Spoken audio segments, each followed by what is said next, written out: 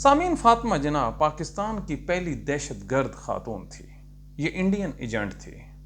इसके मुंह से जहर निकलता था, इसीलिए पाकिस्तानियों ने कैद आज़म की वफात के बाद सबसे जो पहला काम किया, इस मादर मिल्लत की ज़बान बंदी कर दी गई कि इसके मुंह से कोई अल्फाज ना निकले, वगरना ये पाकिस्तान टूट जाता। लिहाजा पाकिस्तान को बचाने के लिए कैद आज़म की बहन फातिमा जिन्ना की ज़बान बंदी की गई और 2 साल तक इस मादर मिल्लत की जो तकरीर है रेडियो पाकिस्तान पर नशर नहीं की गई।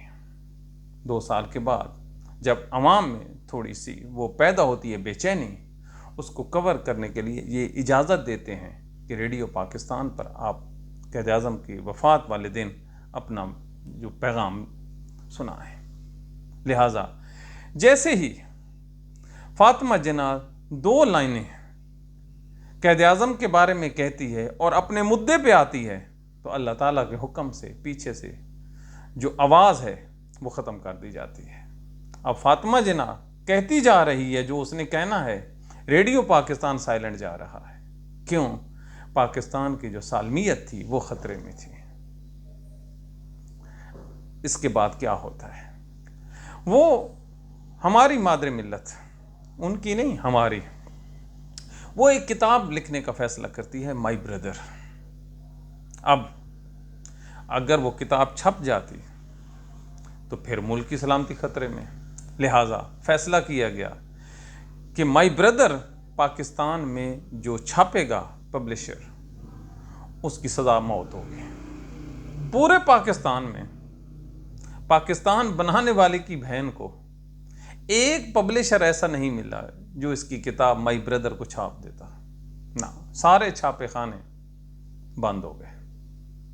अब आप रोते हैं ना कि अपनी ज़बान बंदी पे ज़रा सोचिए किस कदर खून के आंसू इन्होंने पाकिस्तान के मौसनों को रुलाया है। खैर, ऐसे तैसे करके कुछ अरसे बाद, लंबे अरसे बाद माई ब्रदर पब्लिश हो जाती है। अच्छा, पब्लिश हो गई। अब उसके जो मेन जो क्रक्स था, उसमें मेन जो उसकी बातें थी, वो क्योंकि हुब्बुल वतनी के खिलाफ थी, लिहाजा ये जो अल्फाज हैं उसके जो सफ़ात हैं वो निकाल लिए गए। यानी कि जो सांप के मुंह में जहर था वो निकाल दिया गया और मार्केट में रख दिया गया। अब पाकिस्तान को ख़तरा नहीं है। बिस्मिल्लाह। ये बाहिम्मत खातून बैठने वाली नहीं थी, ये इलेक्शन लड़ने का फैसला करती है सदर अयूब के अगेंस्ट। अब सदर अयूब जो इस मुल्क के आईन पर कब्जा करके बैठा था, वो मुहिब वतन, और जो उसके अगेंस्ट लड़ रही थी वो गद्दार वतन। अब गद्दार वतन के साथी कौन थे? अकबर बुगटी, वो भी कत्ल हो गया। शेख मुजीब बांग्लादेश वाला, ये भी कत्ल हो गया, ये भी गद्दार वतन था। इसके अलावा जो दीगर खान अब्दुल वली खान पेशावर वाले, ये भी गद्दार थे।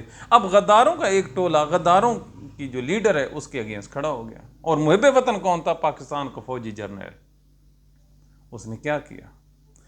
उन्होंने इस औरत को कुतिया कहा, फातिमा जिन्ना को कुतिया, बिच, कुत्ते के घर वाली, कुत्ते की नस्ल वाली। जी हाँ, ये नून लीग का जो खुरम दस्तगीर है, इसके बाप ने कुत्ते के गले में जो स्लेट थी वो डाली थी, उसमें नाम लिखा था फातिमा जिन्ना। सुनाएं, ये कल की बात है, कोई पुरानी बात नहीं है। उसको कत्ल कर दिया जाता है, फातिमा जिन्ना को, उसके फ्लैट में। एक सिरफिरा सिंध हाई कोर्ट चला जाता है कि इसका पोस्टमार्टम करवाएं। आज क्या तारीख है? 2025, 14 अगस्त है, 13 अगस्त है, ठीक है। आज दिन तक सिंध हाई कोर्ट में वो पिटीशन पेंडिंग पड़ी है। जो है कोई जज, है कोई वकील जो इस पिटीशन को समाअत के लिए मुकर्रर करवा ले? आपको पता लग जाएगा कि आपके जजों की औकात क्या है और आपके वकीलों का दिल गुर्दा कितना है। करके दिखाएं। क्यों? पाकिस्तान की सलामती खतरे में है। पाकिस्तान की सलामती हमेशा इसके मौसनों की वजह से खतरे में है, वगरना गद्दारों की वजह से इसकी कभी सलामती को कोई ख़तरा नहीं हुआ, क्योंकि 14 अगस्त आ रहा है। इन्होंने पाकिस्तान के मुख्तलिफ़ शहरों में फ़ातिमा जिन्ना की तस्वीरें लगाई हैं, तो लिहाजा अपने बच्चों को ज़रूर ये बताइए कि आप लोगों ने फ़ातिमा जिन्ना के साथ क्या किया है। फ़ातिमा जिन्ना तो लीडर थी ना? नहीं, पाकिस्तान के जो मुताला है वो तो बताता है वो एक गद्दार वतन थी, वो तो पाकिस्तान को सौदा करना चाहती थी, लिहाजा उसको जो रोकने वाले थे वो मुहिब्बे वतन थे।